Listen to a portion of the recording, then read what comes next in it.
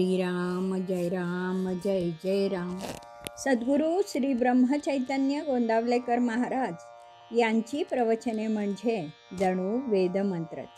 श्री महाराजांनी प्रत्येक दिवसाच्या प्रवचनाबरोबर बोधवचनही सांगितले आहे. या बोधवचनांचा विस्तार एक तत्वनाम या पुस्तकात लीलया स्पष्ट केला आहे.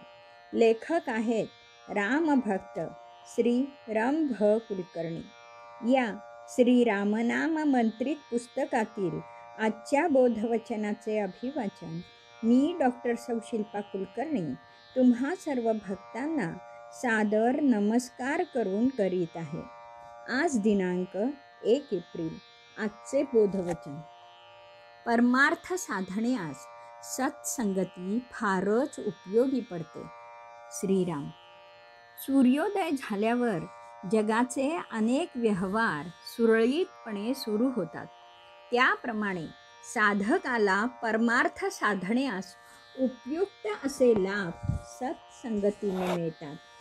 त्याची साधनावरील निष्ठा बळावते, दृश्यावरील प्रेम क्षीण होते, वासना नियंत्रणात येते, विषयात रमणारं बहिर्मुख मन हळूहळू अंतर्मुख होतं, मन विकाराधीन होत नाही. सत्संगतीने सद्विचार, सदाचार आणि सदउच्चाराकडे प्रवृत्ती होते. मुख्य म्हणजे देवभाव अंतर्यामी जागा होतो आणि देहभाव काढता पाय घेतो. प्रपंचाला ओहोटी लागतो आणि परमार्थाला भरती सुरू होते. नामस्मरणाच्या अनुसंधानाबरोबर सत्संगतीचा लाभ म्हणजे सुवर्ण सुमनाला सुगंधाचा सुयोग. साधू संतांच्या रूपाने ईश्वरच समूर्त झालेला असतो. संत ओळखणे कठीण असतं, ओळखलं तर सहवास घडणं त्याहून कठीण असतं.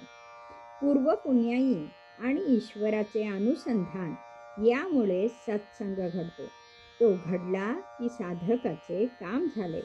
सत्संगाने प्रपंच म्हणजे भातुकलीचा खेळ होतो.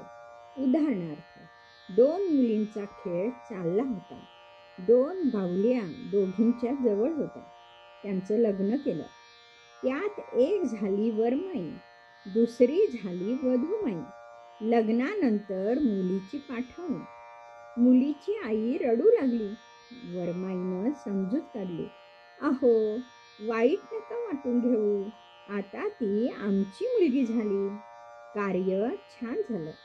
सालंकृत कन्यादान केलं, कुठेही न्यून पडलं नाही. तेवढ्यात आईनं हाक मारली. डाव मोडून मुली हसत पळाल्या. डाव मांडल्याचं सुख नाही, मोडल्याचं दुःख नाही. सत्संगाने वृत्ती समतोल बनते.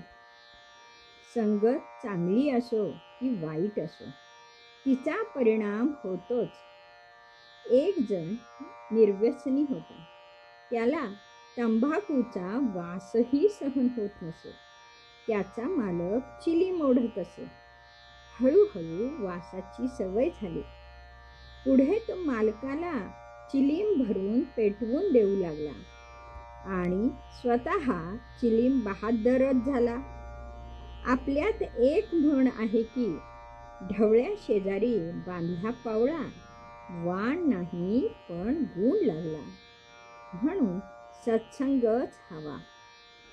जनसंपर्क नको म्हणून काही संत पिसेपणाची पासोडी पांघरून बसतात. एक सुफी संत दारूची बाटली आणि पेला जवळ ठेवत असे. लोकांना दूर ठेवण्याची ही त्याची युक्ती होती.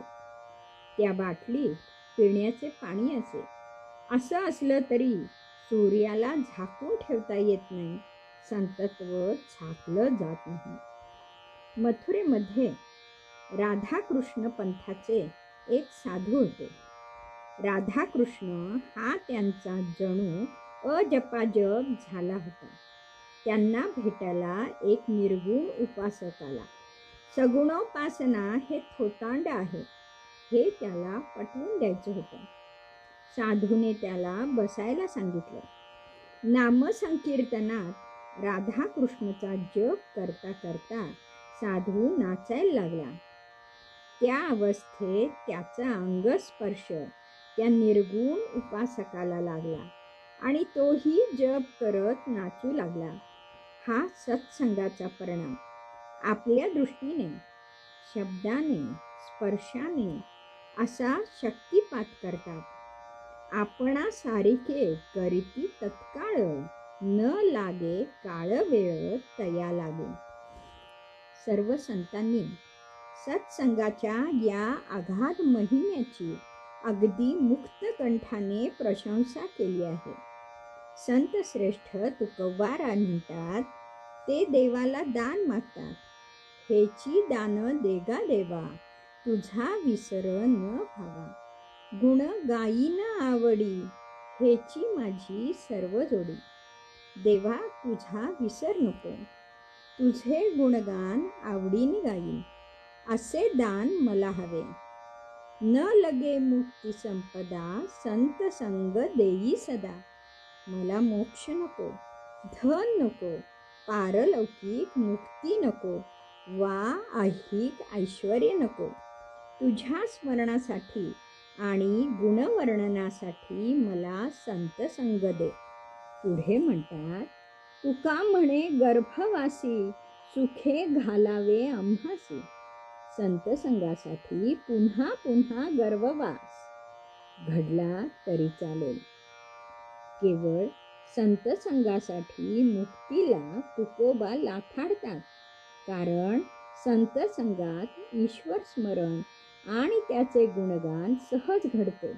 म्हणून परमार्थ साधण्यास सत्संगती फारच उपयोगी पडते. श्रीराम समर्थ. जानकी जीवन स्मरण. जय जय राम.